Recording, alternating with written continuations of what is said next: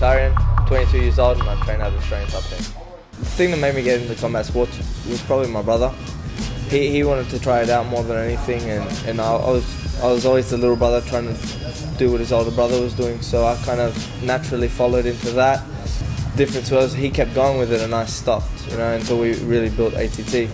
ATT, when we first built it, it wasn't to me something for training for me, it was just something so my brother could be happy, but obviously with the gym being here, I thought I'd make the most of it, and I really grew a passion for it. More than anything, more than jumping into the cage, the passion that I grew was helping people. You see people come into the gym, not knowing anything, not knowing how to defend themselves, and day to day they get better and they get happier, and that's the best. My brother leading me into MMA has helped me create the path for other people.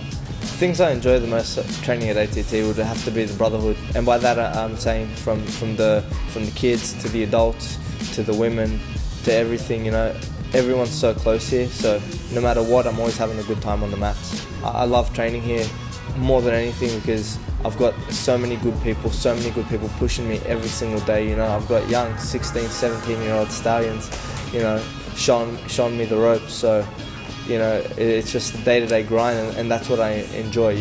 Every day I step on the mats, like I always say, I just want to get better. And with ATT and all the people around me, I want to do that every single day. I want to improve. Suman's a very skilled fighter, very aggressive. He's incredibly talented for his age, and for the amount of training that he's done, it's incredible. What makes Suman a great fighter is that he's very diverse and he's got a lot of skills. He's not afraid to learn from anyone. He's got a lot of power in his hands, in his overhand. That's why we call him Slingshot. He's got a lot of power. When I first started fighting, it wasn't too long into my training, probably a few months into my training, I just took on my first fight.